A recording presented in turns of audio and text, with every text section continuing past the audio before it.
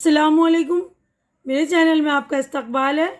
आज की ये वीडियो 5वीं जमात की दरसी किताब इब्तिदाई उर्दू का है और इसका हम चैप्टर नंबर आज करेंगे 15। तो आज चैप्टर नंबर 15 है, सबक नंबर 15, पहली जंग आज़ादी का सिपह सालार।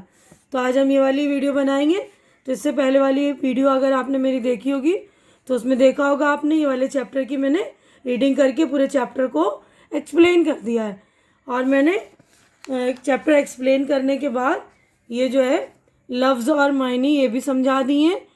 ठीक है, तो आप लोग ये भी देख लेंगे, मेरी पिछली जो है लास्ट वाली वीडियो उसको देखेंगे।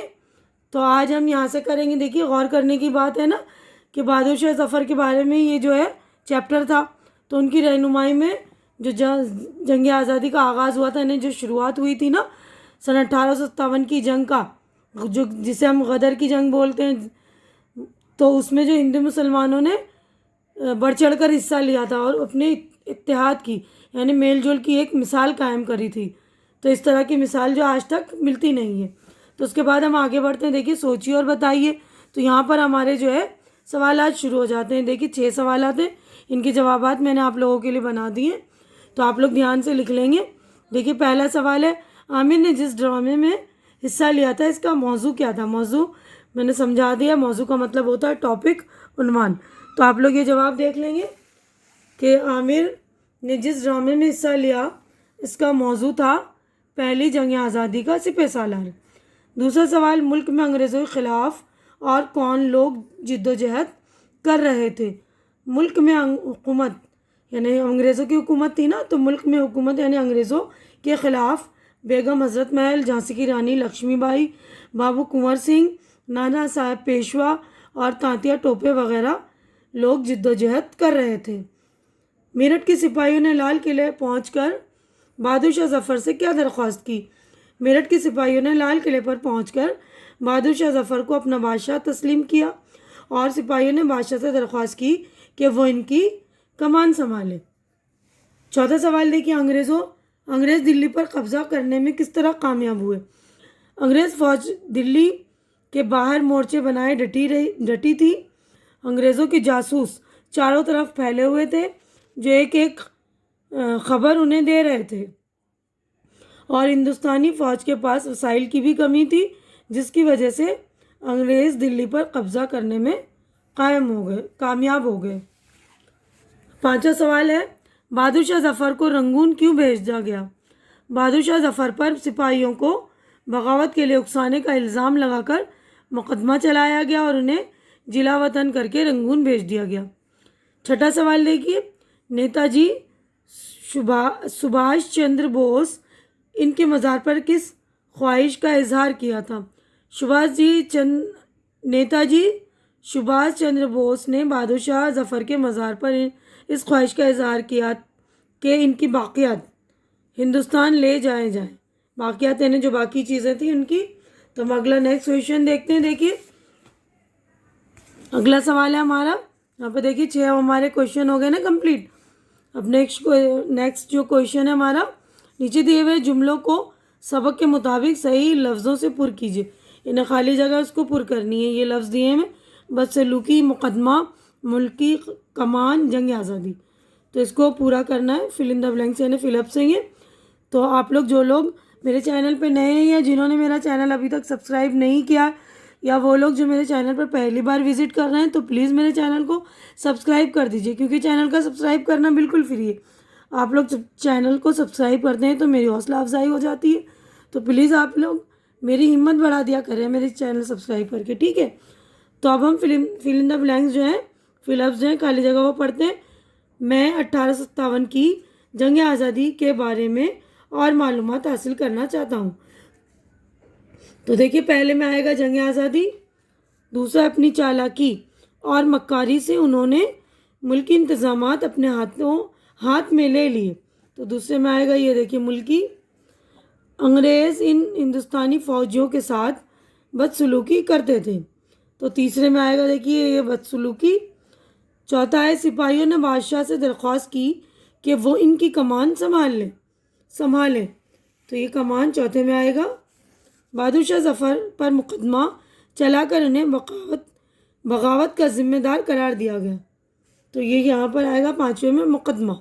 ठीक है, तो आप लोग बिल्कुल अच्छी तरह से सारे वर्ड्स देख लेंगे, सारे अल्फाज देखकर फिल इन द ब्लैंक्स भर देंगे। ठीक है ना। अब अगले सफ़े पर हम चलते हैं।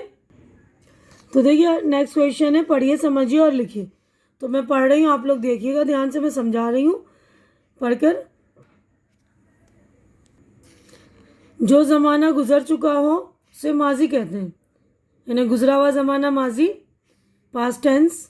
मौजूदा ज़माने को हाल, जो चल रहा है मौजूदा ज़माना हाल कहते हैं यानी प्रेजेंट। आने वाले ज़माने को मुस्तकबिल कहते हैं, यानी जो आने वाला जो ज़माना आएगा, फ्यूचर टेंस है ना, तो इसको उर्दू में हम बोलते हैं मुस्तकबिल। अब नीचे दिए हुए जुमलों में किस ज़माने का जिक्र है, खाली जगहों में लिखिए। तो यहाँ पर ये ग्रामर का काम है, तो इसमें आपको बता दिया ना, जो गुजर चुका उसको माजी, जो मौजूदा जो चल रहा है उसको हाल, और जो आने वाला ज़माना उसको मुस्तकबिल कहेंगे। ठीक है ना।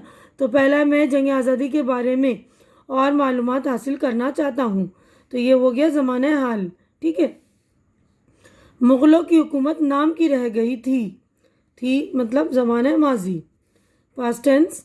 ये सब बातें अपने दोस्तों को बताऊँगा, तो ये हो गया ज़माना मुस्तकबिल।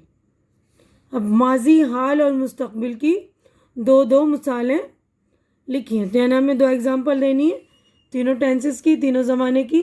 मैंने, अब देखिए माजी में मैंने खाना खाया, असलम घूमने गया था।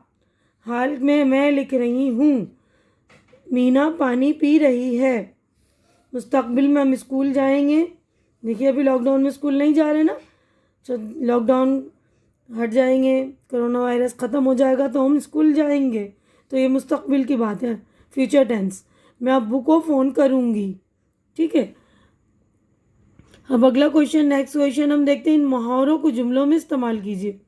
तो ये मुहावरे दे रखे हैं, इनके जुमले बनाने। कदम उखाड़ना यानी डगमगा जाना, हिंदुस्तानियों की हिम्मत देखकर अंग्रेज़ों के कदम उखड़ गए। डट कर मुकाबला करना यानी जमकर मुकाबला करना, फ़ौज की कमज़ोर होने के बावजूद भी बहादुर शाह जफ़र ने अंग्रेज़ों का डट कर मुकाबला किया। एक न सुनना, बगावत के वक्त हमारे सिपह सालारों ने अंग्रेज़ों की एक न सुनी। भारी पड़ना, अक्सर ज़्यादा बोलना अपने आप में भारी पड़ जाता है। अब अगले सफ़े पर हम चलेंगे। देखिए यहाँ पर क्वेश्चन देखिए लिखा है, नीचे दी हुई तस्वीरों को इनके सही नामों से मिलाइए। यानी यहाँ नाम है, इनकी तस्वीरें, इनको नामों से मिलाना है। तो पहला नाम देखिए झांसी की रानी, तो ये देखिए झांसी की रानी ये रही, आप लोग बिल्कुल ध्यान से मिला लेंगे। उसके बाद सुभाष चंद्र बोस, तो ये रहे सुभाष चंद्र बोस।